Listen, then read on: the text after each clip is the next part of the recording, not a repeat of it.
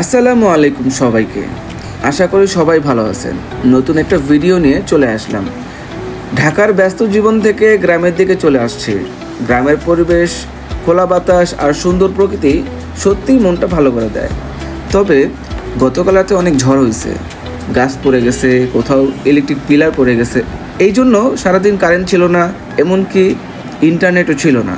জানি না কী হয়েছে, এই পুরো এলাকাতে কোনো ইন্টারনেট ছিল না, কোনো কারেন্টও ছিল না। তো এটা ঠিক করা হয়েছে, পরে সব কিছু স্বাভাবিক হয়ে গেছে। তারপর সারাদিন ঘোরাঘুরি করছি, বন্ধু আর পরিবারের সাথে সময় কাটাইছি, আর কিছু সুন্দর মুহূর্ত ক্যামেরায় ধারণ করছি। আশা করি ভিডিওটা আপনাদের কাছে ভালো লাগবে। আর যদি ভালো লাগে থাকে তাহলে লাইক, কমেন্ট, শেয়ার এগুলো করতে ভুলবেন না। আর নতুন হলে অবশ্যই চ্যানেলটি সাবস্ক্রাইব করবেন। চলুন শুরু করা যাক আজকের ব্লগ। কত ভাই? ঢাকায় থাকলে শুধু হর্ন আর জ্যাম, আর গ্রামে আসলে শুধু শান্তি আর খাওয়া দাওয়া।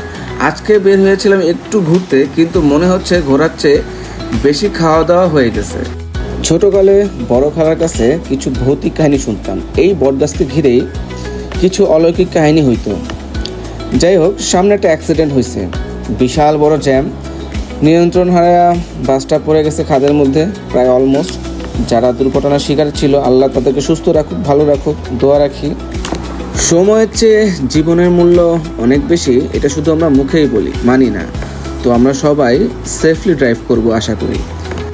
আল্লাহ সবাইকে হেফাজত করুক। তো গ্রামের রাস্তা দিয়ে চলার পথে মনে হচ্ছে জিপিএসের দরকার নেই, সামনে যেদিকে মন চায় সেই দিকেই চলে যাচ্ছি। আজকের মিশন ছিল একটু ঘুরবো, কিন্তু শেষে কোথায় কোথায় চলে গেছি সেটা নিজেও জানি না। ভিডিওটা কেমন লাগলো জানাবেন। ভালো থাকবেন। আল্লাহ হাফেজ।